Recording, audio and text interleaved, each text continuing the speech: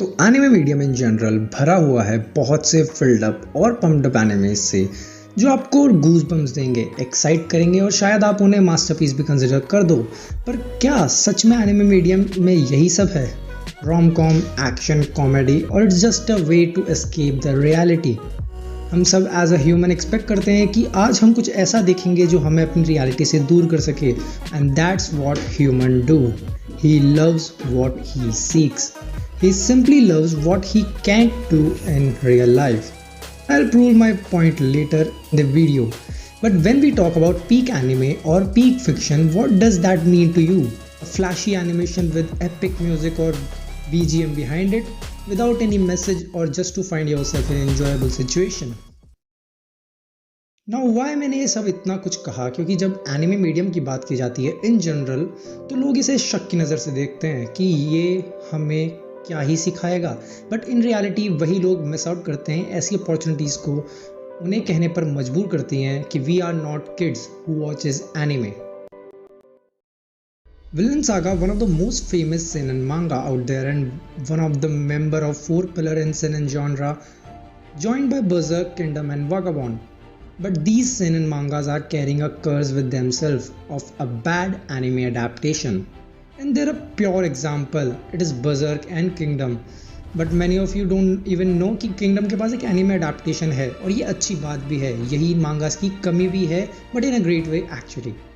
But Vinland Saga was in the hand of Wit Studio जिन्होंने हमें आगे भी अच्छे anime produce करके दिए हैं, जिनमें Attack on Titan शामिल है।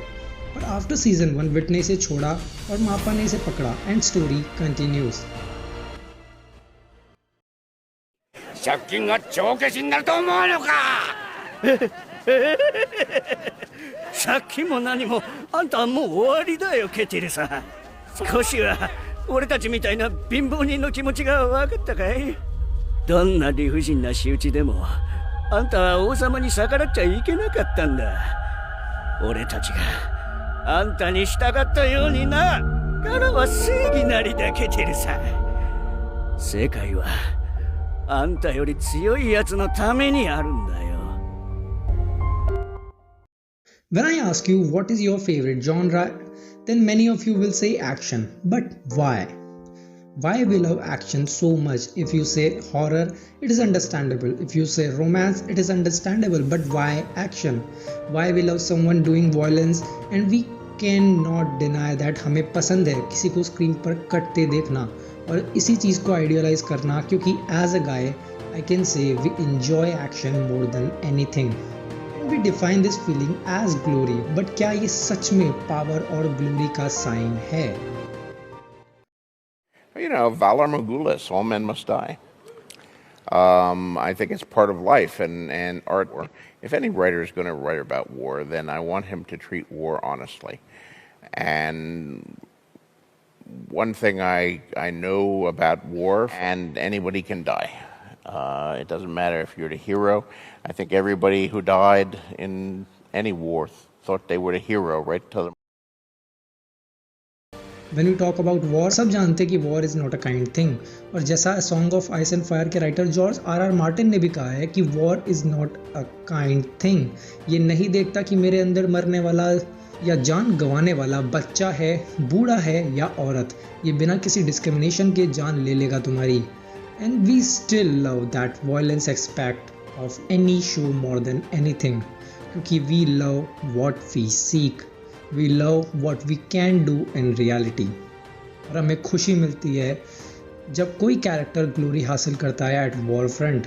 We can relate with him कि ये सबसे ताकतवर है, and that's how we define our self कि एज अ मैन हम वॉर से मुंह नहीं मोड़ सकते.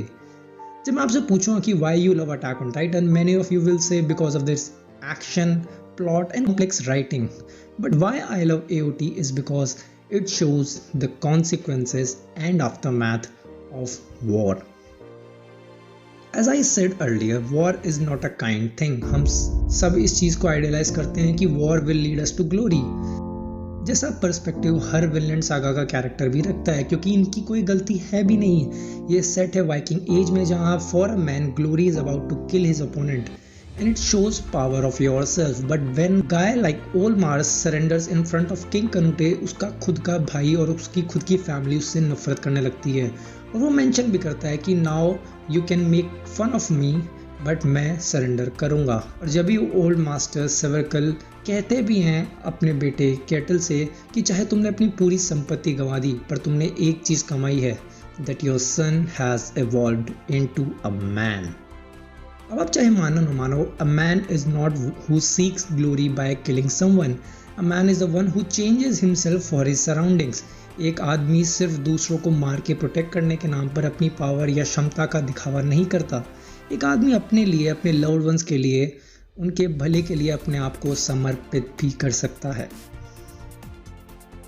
That's what a man do।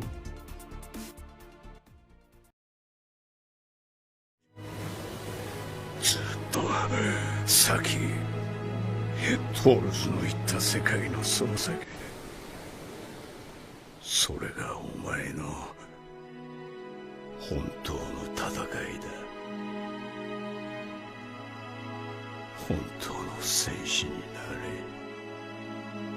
トールズの子。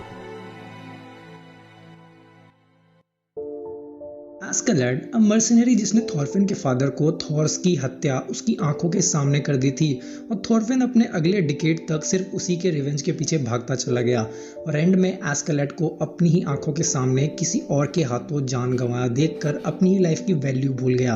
आप कह सकते हो आप किसी चीज़ के लिए अपनी पूरी ज़िंदगी मेहनत करो और आपकी आंखों के सामने कोई और उसे चुरा ले तो आपके अंदर जो बदले की भावना उठेगी उसे आप खुद भी सप्रेस नहीं कर पाओगे।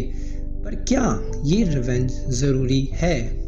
Askeladd was the one who connect both the dots of Vinland Saga, the major dots of Vinland Saga, King Canute and Thorfinn, क्योंकि Askeladd की डेथ ने ही इन कैरेक्टर्स को वो दिया जिनकी इन्हें शुरुआत से ज़रूरत थी। किंग कनूट को ग्लोरी और सपोर्ट और पावर एंड थॉरफिन को डेस्परेसी एंड पीस। विलन सागा आपको हर सेकंड ऐसे कैरेक्टर से मिलाता है जो अपनी ही सिचुएशन के मार हैं। या तो वो इस सिचुएशन में नहीं रहना चाहते और अगर वो रहना चाहते हैं तो वो ऐसी नहीं है जैसा इन्होंने ड्रीम की थी। एक तरफ थोरगेल है जो अपनी ग्लोरी के लिए किसी को भी मारने के लिए तैयार है, तो दूसरी तरफ स्नेक है जो अपनी रिस्पॉन्सिबिलिटी के पीछे सच और झूठ, अच्छे और बुरे को डर किनार करके अपनी रिस्पॉन्सिबिलिटी निभाना चाहता है। दोनों अपनी जगह बिल्कुल सही है क्योंकि ये उनका पैशन है। पर क्या ये चीज़ हमें इन कैरेक्टर्स को जज करने का मादा देती है? विलन सागा खूबसूरत है, अपनी स्टोरी टेलिंग से लेकर अपनी विजुअल स्टाइल तक। सच कहूँ तो मैंने इसकी मांगा पढ़ रखी है और मुझे पता था कि इस सीज़न में क्या होने वाला है, पर फिर भी एनिमे ने मुझे सरप्राइज़ किया। इसलिए नहीं कि ये गॉर्जियस है, बल्कि इसलिए क्योंकि ये सच में स्टोरी में वैल्यू ऐड करता है। हर सीन अपने आप में कुछ मतलब रखता है और जो सीन मांगा में आइकॉनिक थे उन्हें और आइकॉनिक बनाता है और अपनी मोरल्स को सीरियस लेते हुए पूरे कास्ट के डोमिनेशन और कन्विक्शन की इज्जत करता है। विलन सागा की मांगा अब खत्म होने के कगार पर है, पर क्या ये वो पर्पस अचीव कर पाई जो इसने प्रॉमिस किया था? よく聞け、トルフィン。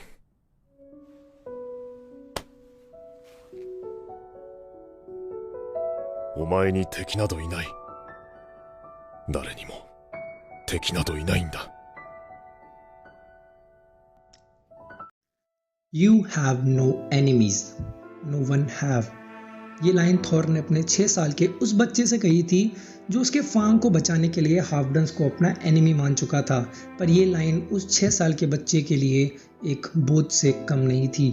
आप थ्रू आउट द थॉरफिन के कैरेक्टर को देखोगे तो वो इस लाइन के बारे में लगातार सोचता है, पर वो इसको कॉम्प्रहेंड नहीं कर पाता।